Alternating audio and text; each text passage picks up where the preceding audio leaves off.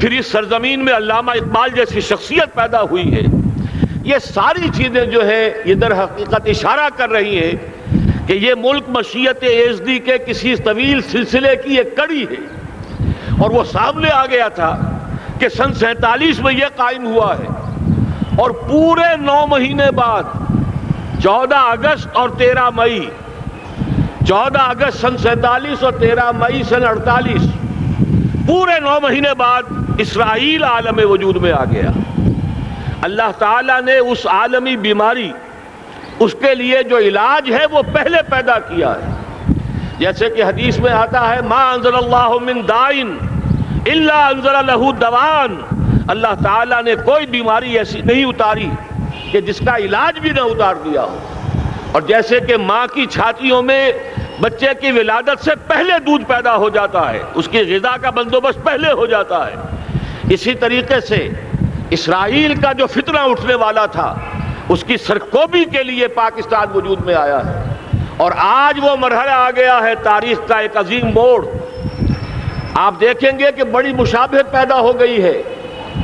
ایک طرف بظاہر امریکہ کی مرضی کے خلاف اسرائیلی وزیر اعظم نتن یاہو وہ بڑا ایک غرور کا اور بڑے تکبر کا مظاہرہ کر رہا ہے، اور وہ پورا پیس پروسیس جس پر نہ معلوم کتنا وقت صرف ہوا تھا، کتنی محنتیں ہوئی تھیں، کتنے راؤنڈز آف ٹاکس ہوئے تھے، کبھی واشنگٹن میں ہوئے ہیں، کبھی اوسلو طرز کا کوئی معاہدہ ہوا ہے، کبھی پھر اور اس کے بعد پیشی ہوئی تھی میڈرڈ کے اندر بھی، لیکن وہ سارا پیس پروسیس جو ہے اس کی دھجیاں کر رہا ہے.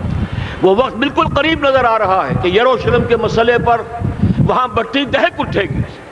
اور احادیث نبویہ میں جو خبریں دی گئی ہیں کتاب الملاحم کی احادیث میں معلوم ہوتا ہے کہ اب اس کا آغاز ہونے والا ہے. نتن یاہو کو امریکہ کے خلاف جانے کا اصل میں حوصلہ کیوں پڑ رہا ہے؟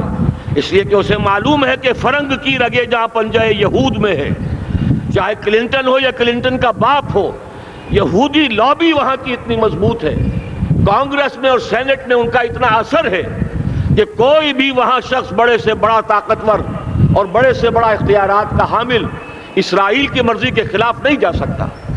یہی معاملہ یہاں نظر آ رہا ہے. بظاہر تو ناراضگی کا اظہار ہوا ہے، لیکن یہ بات اب تو کھلتی چلی جا رہی ہے. حقیقت یہ ہے کہ یہود اور ہنود کا بڑا گہرا لنک قائم ہو چکا ہے، اور یہ بھٹیاں اب دونوں طرف دہکیں گی.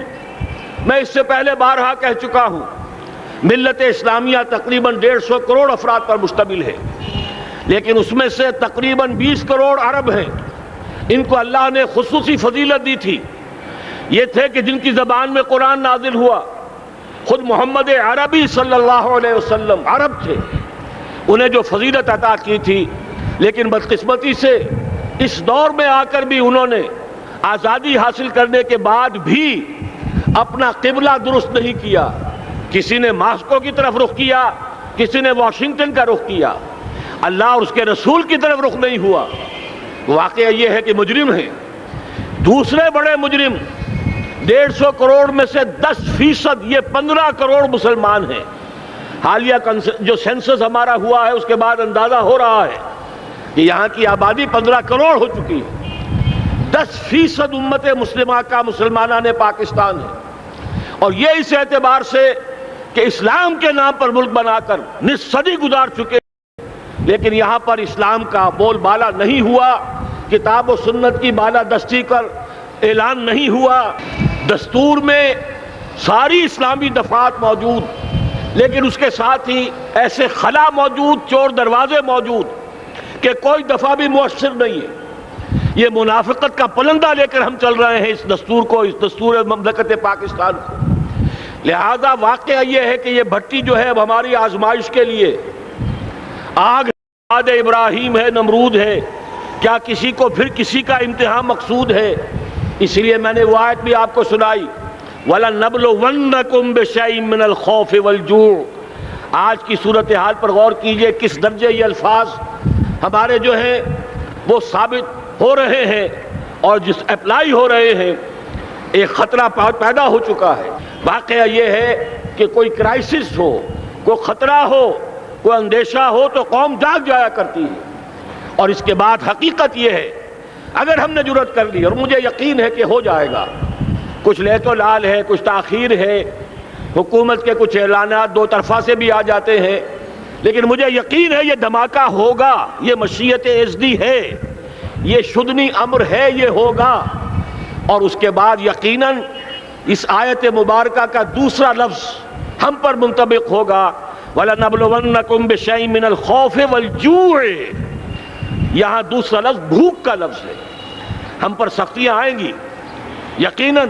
الکفر ملت واحدہ، پوری دنیا امریکہ کی زیر سرپرستی ہمارے خلاف کھڑی ہوگی، ہمارے اوپر پابندیاں لگیں گی، لیکن شاید ہمارے جذبہ ایمانی کو بیدار کرنے کے لیے اللہ تعالیٰ اسی کو ذریعہ بنا دے، اور پھر اس کے ذریعے سے پورے عالم اسلام میں عوامی سطح پر جو ہمدردی پیدا ہوگی پاکستان کے ساتھ، اس کے آثار شروع ہو گئے ہیں۔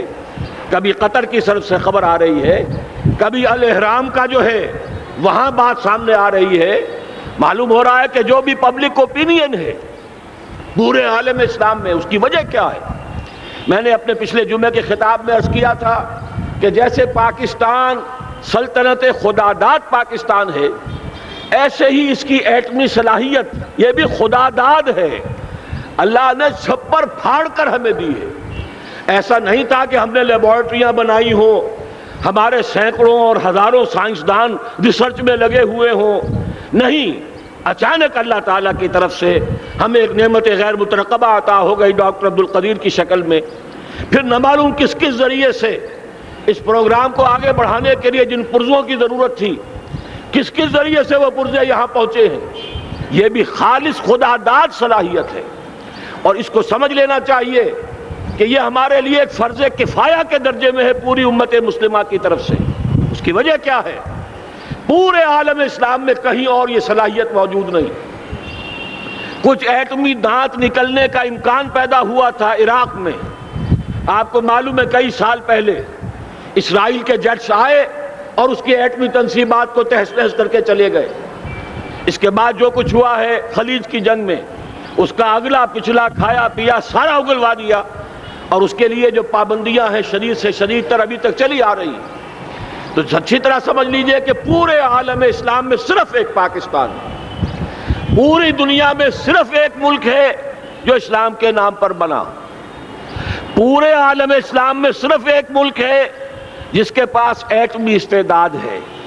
ان دونوں چیزوں کو سامنے رکھیے تو پھر مشیت اعزدی میں مختلف چیزیں جو اللہ تعالیٰ کی اس تدبیر کے اندر موجود ہے، اس کی کچھ نہ کچھ کڑیاں جو ہے ملتی نظر آتی ہیں۔ لہذا اگر یہ معاملہ اب ہو جاتا ہے تو یقیناً اگرچہ سختی آئے گی، وَلَنَبْلُوَنَّكُمْ بِشَيْءٍ مِّنَ الْخَوْفِ وَالْجُوعِ، لیکن ایک تو یہ کہ اس قوم کے اندر سے انشاءاللہ جذبہ ایمانی برآمد ہوگا، اس قوم کے اندر سے ایثار اور قربانی کے جذبات برآمد ہوں گے، پورے عالم اسلام کی اخلاقی سپورٹ اسے حاصل ہوگی۔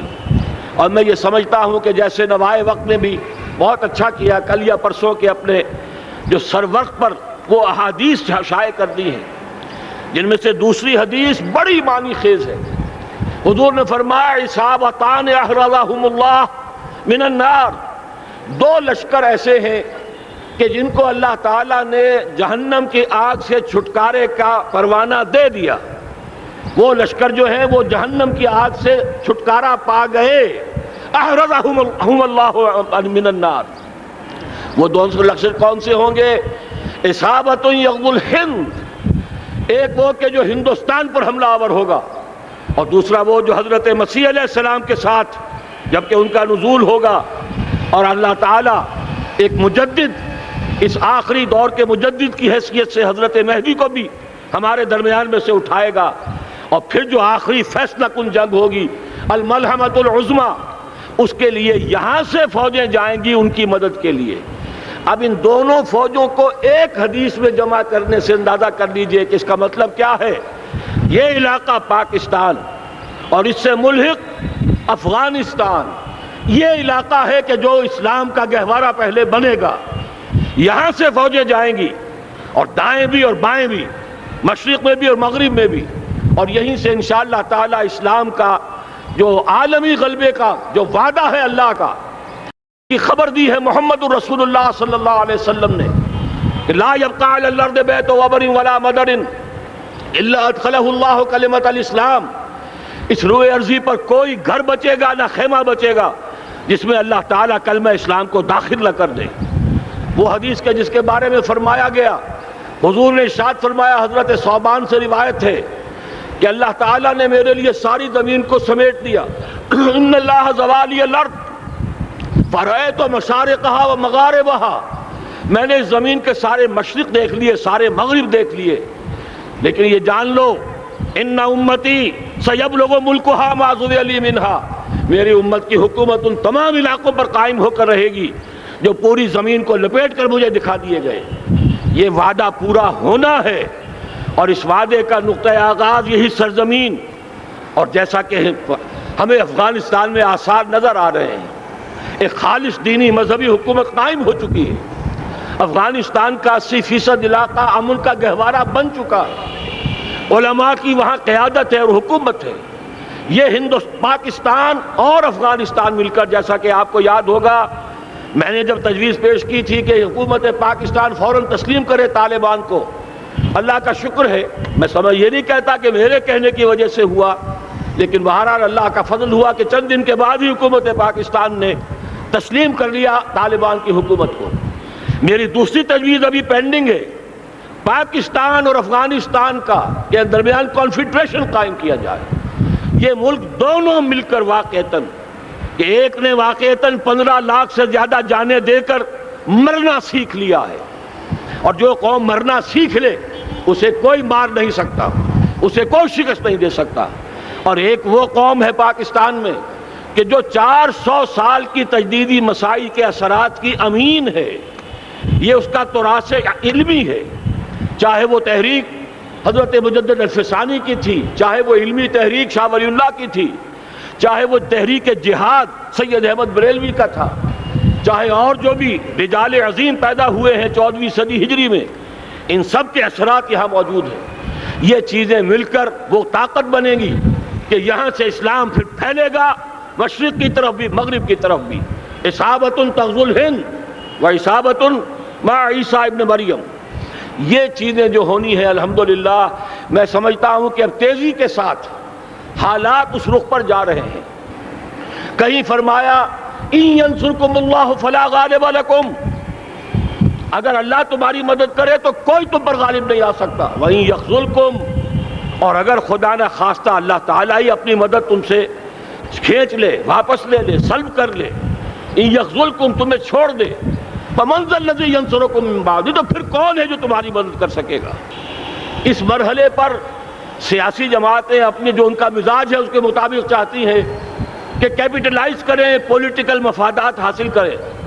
بہرحال میرے نزدیک ایک کنسنسس ہونا چاہیے، ایک نقطے کا دھماکہ ہونا چاہیے، اور نمبر 2 اللہ اور اس کے رسول کے ساتھ صلح اور اللہ کی مدد کی ضمانت حاصل کرنے کے لیے کتاب و سنت کی ٹوٹل بالادستی، پورے دستور پاکستان میں کوئی شے اس کے منافی ہو اس کو نکال کر باہر کر دیا جائے، نفاق سے پاک کر دیا جائے۔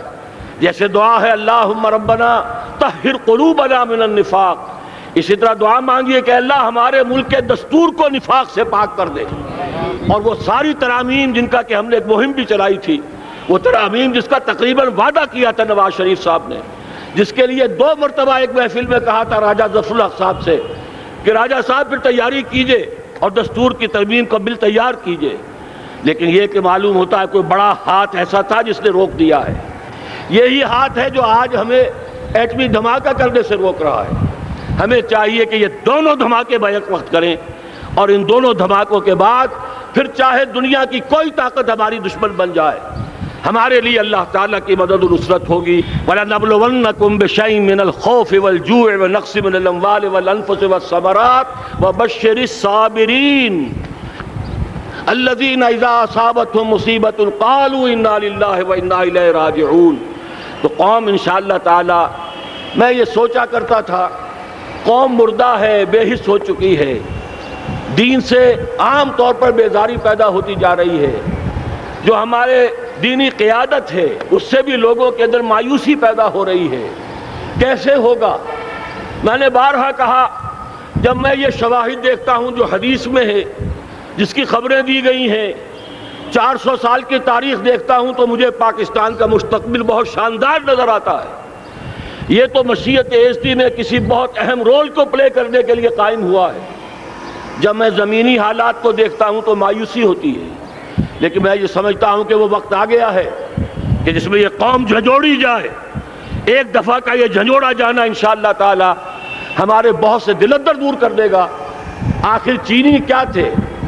ایک صدی پہلے کے چینی افریمی قوم آج کہاں سے کہاں پہنچ گئی ہے۔ ہمارے اندر بھی چاہیے کہ اوپر راکھ ہے، اندر چنگاریاں ہیں، ان چنگاریوں کے بھڑکنے کا وقت آ گیا ہے، اور انشاءاللہ العزیز اسی ایٹمی دھماکے سے اس پورے عمل کا جو ہے آغاز ہو جائے گا، جس سے یہ سرزمین پاکستان اسلام کا گہوارہ بنے، اور پھر یہاں سے پوری دنیا میں اسلام کے غلبے کی جد و جہد کا آغاز کیا جائے۔